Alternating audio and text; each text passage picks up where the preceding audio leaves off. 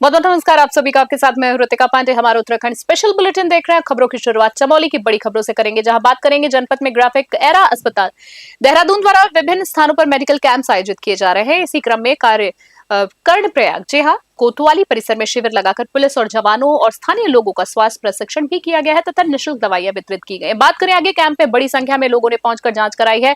स्थानीय निवासी संजय लखेड़ा ने बताया है कि पहाड़ी क्षेत्रों में स्वास्थ्य सुविधाओं की कमी रहती है और ऐसे में इसी तरह के कैंप जो है लोगों के लिए काफी लाभदायक साबित होते हैं और इस पहल से दूर दराज के लोगों को राहत मिली। चमोली से सुरेंद्र धनेत्रा की रिपोर्ट। पहले हमने ग्रामीण एरिया पकड़े थे, उसके बाद अब हम शहरी क्षेत्रों में भी लगातार ये कैंप लगा रहे हैं। इसका मुख्य उद्देश्य यही है कि जन जन तक स्वास्थ्य लाभ पहुंचाया जा सके। वैसे दूरस्थ क्षेत्रों का था पहले ये प्लान, मगर सर से बात होने के बाद यहाँ भी हमने कैंप लगाया सर, ताकि जवानों को समय पे। और अगली खबर की बात कर लेते हैं। सितारगंज से देख रहे हैं, जहां शक्ति पंप सुरेंद्रनगर में 35 वर्षीय रीना मंडल की संदिग्ध परिस्थितियों में मौत की सनसनीखेज मामला जो है वो सामने आया है। मौत का सनसनीखेज मामला फैल चुका है।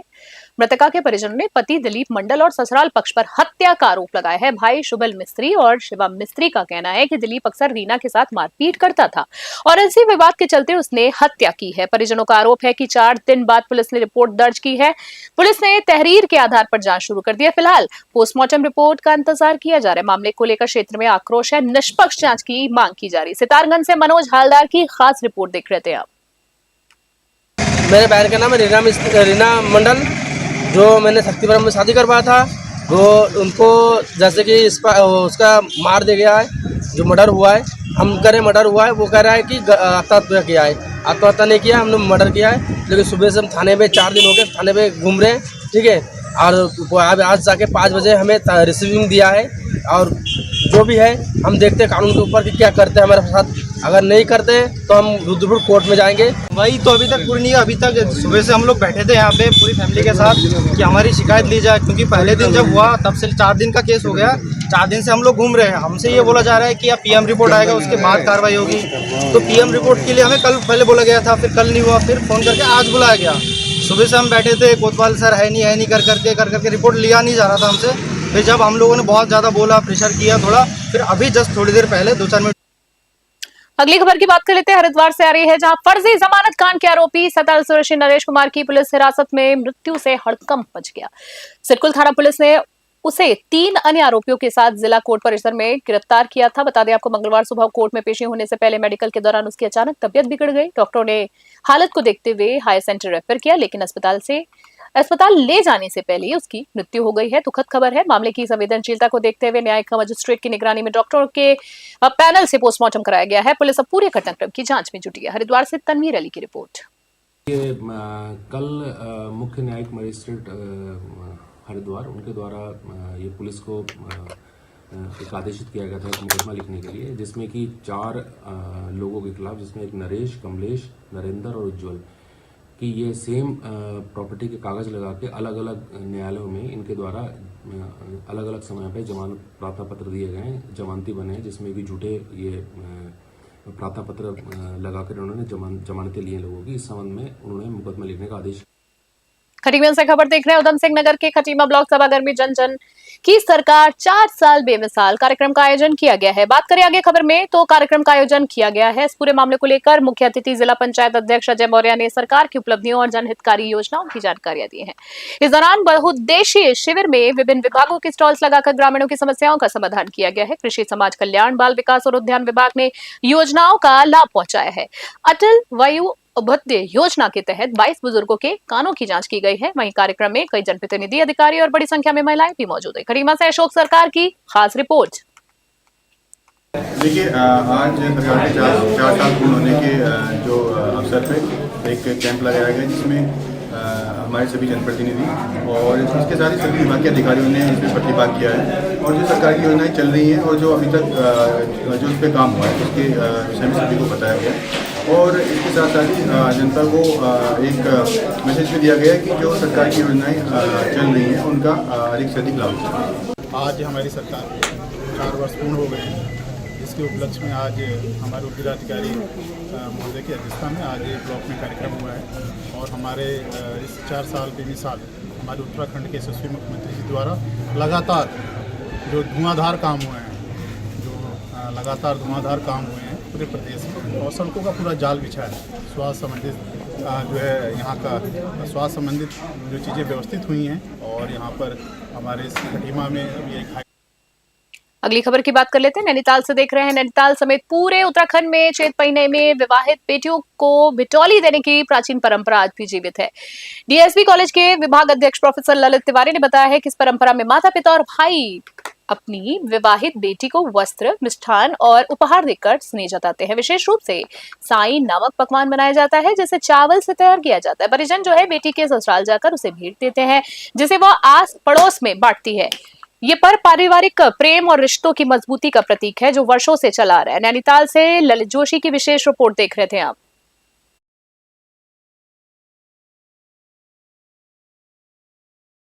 जो संस्कृति है, हिमालय की संस्कृति है, उसमें बहुत सारे गुण दिखाई देते हैं और बहुत सारी जो ऐसी विशेषताएं हैं जो कहीं विश्व में दूसरी जगह नहीं पाई जाती हैं। और उसी तरह से जिस तरह से चैत का महीना आता है, चैत का महीना इस प्रकृति के रोमांच को दिखाता है, इस प्रकृति के हरियाली को दिखाता है, उसके पुष्पांकित होने का दिखाता है। उसी तरह से जो मानवीय रिश्ते हैं इस चैत के महीने में बहुत मजबूत होते हैं। और विशेष रूप से उत्तराखंड और कुमाऊं में एक संस्कृति है बिटौली के अंतर्गत, जो चैत्र मास में आयोजित की जाती है। और जो बिटौली के 30 दिन हैं वो चैत्र मास को समर्पित हैं, और चैत्र मास में ही बिटौली दी जाती है। बिटौली एक ऐसी परंपरा है जिस परंपरा के अंतर्गत जो